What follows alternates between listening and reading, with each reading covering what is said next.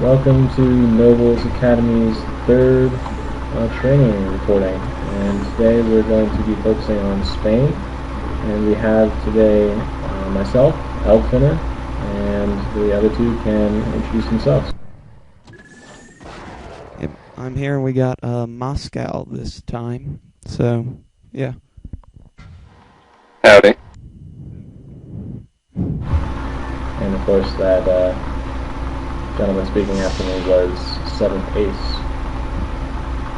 Alright, so first thing I start doing when I started Spain is I build a couple of SCVs, because we really need to split those out and get that command center floating over to Portugal as quickly as you can. And then I move my dragoons up. I also build one more dragoon just for good measure. I start pulling those little turrets in Spain, and some of the units will automatically target those buildings that disappear after a little while. It's not a big deal.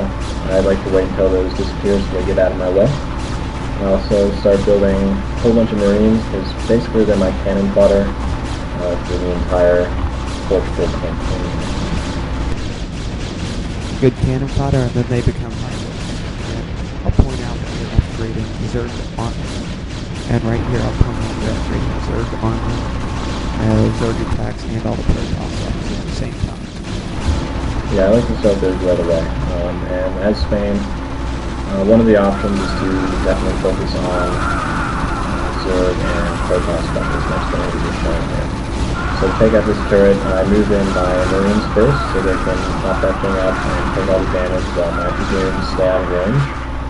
A couple hydralisks will come up and attack, and stuff starts getting in range. Not a big deal. The key thing is just to make sure that you pull position on as many units as you can, and don't let them go too far south. You don't want to do that until you're ready.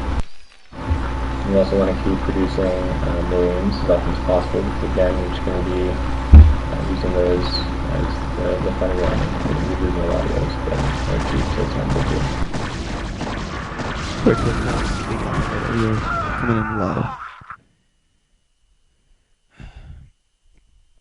This is weird.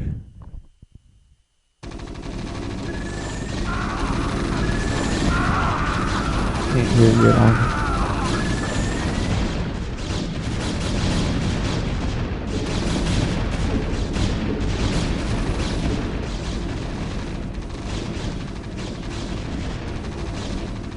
I can't hear you, Eldfinnr. Technical issues, oh no. I can hear him. More Marines. There we go. Over here on the right I have a second SUV. I was a little slow on this. Okay, over here on the right I have another SCV, the second one that I built. I was a little slow on this, but you should build a starport as soon as you get your first set of income. And you want to do that as soon as you can. Can you hear me now?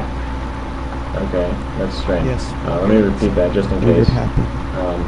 My second SUV, you want to use that to build a starport as soon as you get your first set of income. Because you're going to use that for dropships as soon as possible. Alright, so you, as soon as that command center is gone, you can put your own command center down there and take that city and morph all of your Marines into hydralisks. And it's really handy because you already have an upgrade for them. Alright, you're still able to hear me? Okay. Alright, so again, you can do this hydralisk forward because they're cheap. You're going to kill the first two cannons. Try not to lose any dragoons. As long as you micromanage them, you should be fine. As soon as those are gone, you move units back out of range, and you can use 3 or 4 dragoons to snipe this pylon down here just to avoid taking any more losses. And you should be able to do this before the turn ends. I think I totally forgot to build my starport until about the end of this turn.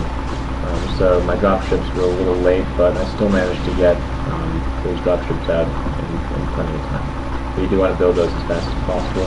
You also want to keep on top of your upgrades, because this is really important against other players. Yeah, there I go, building my starport. It's about a minute and 15 seconds away from the next turn. So I built my command center right between these two cities just to make sure I get them. Bring down my first SCV to start building a supply depot right here. And then I'm going to land my command center over here next to the... Now, this is just an aesthetic complaint, but I usually build my shipyard in the northwest by your barracks.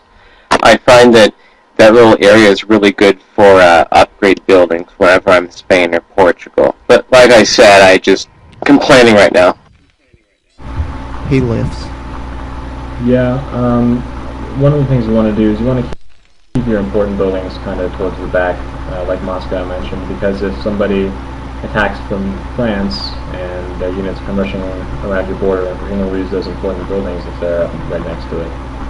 So against other players, it might be a good idea to keep that starport and like a science facility, things like that, towards the back in Portugal or in the northwest of Spain.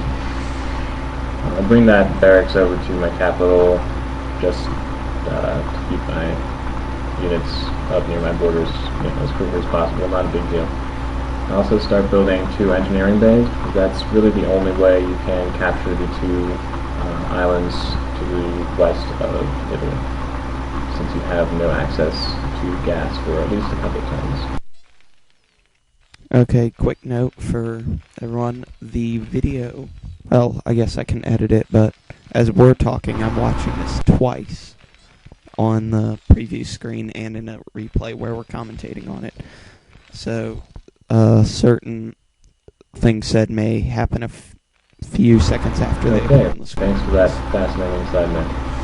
Alright, so this first dropship comes out. I'm going to pop a few hydralisks in there in an SCV and then move that straight out east into the Mediterranean. And these islands are fairly cheap for you to take.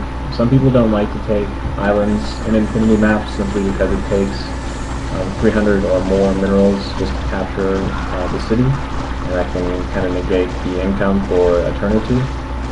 But as Spain, with engineering bays, they're not that expensive. It's very easy to take them. It's really not a big deal, and it's a nice initial income for you. They're just easy to take. I completely... Something to do. Go ahead. Go Moscow. He's still got his button pressed. Alright, that's better. I completely concur with Eldfinnr. If you're Spain, you need to do the island hopping, and usually what I'll do is I do exactly what he does, and then I go into Sicily, Italy, and of course the Libyan city near the Mediterranean seaport. Those are the absolute best places to get some very good free cities and get a little bit of an economic boost. Yeah, and I think he caps Libya at the end of this. Yeah. What I do instead of do the island hopping thing is I focus on taking some of the specials that I need for PvP play, which for the Protoss and Zerg army, some of the nice easy ones to take are going to be the Algerian bombers and the Libyan guards, while moving up towards Belgium at the same time. Yeah, I try to do both. I do try to get some island hopping going, but I also try to set up a little bit of a base in Libya.